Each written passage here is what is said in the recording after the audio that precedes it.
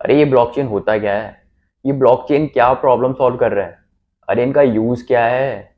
चलो इस वीडियो में जानते हैं ये सारी बातें। मेरा नाम है उदय राजौरिया। सबसे पहले जय श्री राधे आप सभी को।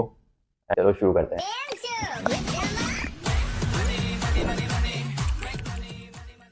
तो सबसे पहले जान लेते हैं ब्लॉकचेन होता क्या है। जैसा कि इसके नाम से ही पता लग रहा है कि ब्लॉकचेन सेट ऑफ ब्लॉक्स का कंटेनेशन होता है, जिसके अंदर इंफॉर्मेशन कंटेन होती है in the form of mathematical equation, जिसको कुछ इंटेंडेड रीडर्स ही रीड कर सकते हैं। अब ये इंटेंडेड रीडर्स होते क्या हैं? इंटेंडेड रीडर्स इमेजिनरी ऑथर्स होते हैं जो कि एक्स्ट्रा टेक्सचुअल इंफॉर्मेशन को या फिर लेटरल स्टेटमेंट्स को रीड करते हैं। फाउंड हुआ था 1991 के अंदर कुछ ग्रुप ऑफ रिसर्चर्स के थ्रू, लेकिन इसका 2008 तक कोई यूज नहीं था, लिटरली कोई यूज नहीं था, जब तक सतोशी नाकामोटो ने बिटकॉइन की खोज नहीं की थी। तो जैसा कि अभी हमें पता लगा कि हर एक ब्लॉक यूजर का डेटा कलेक्ट करता है अपने अंदर, यूजर की इंफॉर्मेशन। बट ये ब्लॉक किस चीज से मिलकर बने होते हैं? तो हर एक ब्लॉक तीन चीजों से मिलकर बना हुआ होता है। पहला होता है data.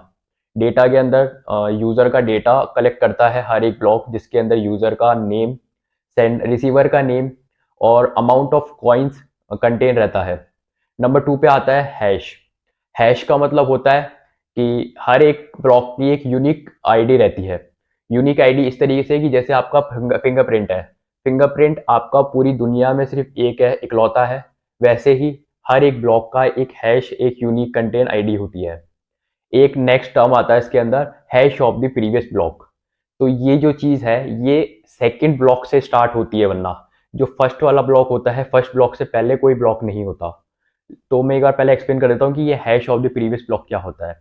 Hash of the previous block होता है आपके, जैसे ये सेकंड नंबर का ब्लॉक है और ये फर्स्ट नंबर का ब्लॉक है, तो फर्स्ट नंबर के ब्लॉक के अंदर जो यूनिक आईडी रहेगी हैश, वो कंटेन जाएगी सेकंड नंबर के ब्लॉक के अंदर। इसको डिटरमाइन किया जाएगा hash of the previous block के नाम से। वहीं अब फर्स्ट ब्लॉक के अंदर तो कोई hash of the previous block है नहीं, क्योंकि उससे पहले कुछ है नहीं, वही सबसे पहला ब्लॉक है।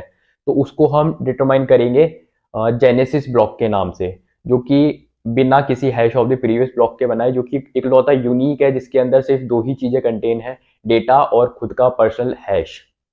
तो आई होप आपको समझ में आ गया होगा कि ये ब्लॉकचेन वर्क कैसे करता है। तो अब जान लेते हैं कि ब्लॉकचेन के यूजेस क्या क्या होते हैं। नंबर वन, आपकी खरीदी हुई क्रिप्टो करेंसी को प्रोसेस करने में काम आता है। आपकी खरीदी हुई हर एक क्रिप्टो करेंसी ब्लॉकचेन के थ्रू ही प्रोसेस होती है।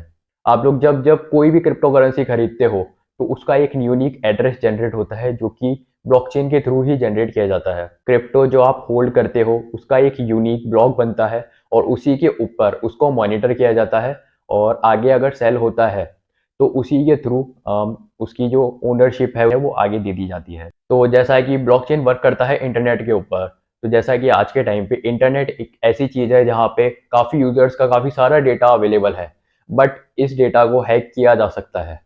बट सतोशी भाई ने भी ये सेम चीज सोची थी, और उन्हें लगा था कि मेरे यूजर्स का डेटा हैक ना हो जाए, इसलिए उन्होंने एक सिक्योरिटी सिस्टम बनाया था जिसे कहते हैं कन्फर्मेशन, सिग्नेचर कन्फर्मेशन सिस्टम, और इसका नाम दिया था उन्होंने की सिक्योरिटी मेथड। तो अभी जान लेते हैं ये की सिक्योरिटी मेथड होता क्या है और ये वर्क कैसे करता है। तो जैसा कि मैंने वीडियो की स्टार्टिंग में बताया था, एक टर्म इंटेंडेड रीडर।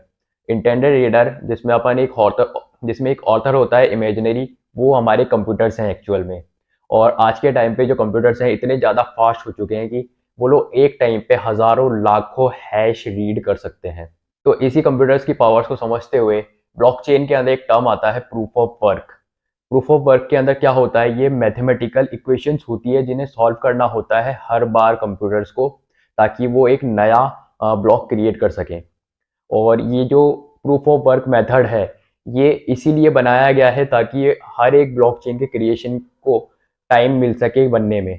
जैसे अपन बिटकॉइन का एग्जांपल ले लेते हैं, तो हर एक बिटकॉइन के ब्लॉक को क्रिएट होने में एटलीस्ट 10 मिनट का टाइम लगता ही लगता है, क्योंकि जब जब कंप्यूटर कैलकुलेट कर रहे होते हैं नए नए हैश को, तो उनको प्रीवियस जितने भी हैश होते हैं, जितने भी ब्लॉक्स होते हैं, उन सब के प्रूफ ऑफ वर्क यानी कि मैथमेटिकल इक्वेशन को रिकैलकुलेट करना होता है। देन वो नए वाले का कैलकुलेट करके एक नया ब्लॉकचेन बना सकते हैं। इसके अलावा इसकी सिक्योरिटी का एक मेथड और होता है जिसको हम कहते हैं distribution of blocks in different networks. मतलब कि ब्लॉकचेन खुद अपनी एक सेपरेट एंटिटी नहीं रखता है। ब्लॉकचेन अपने आप को, अपने ब्लॉक्स को डिस्ट्रीब्यूट कर देता है डिफरेंट यूजर्स के अंदर। मान लीजिए यहाँ पे एक यूजर है, यहाँ पे एक यूजर है, यहाँ पे एक यूजर है, यहाँ पे एक यूजर है, सबको डिस्ट्रीब्यूट कर देगा अपनी एक एक कॉपी।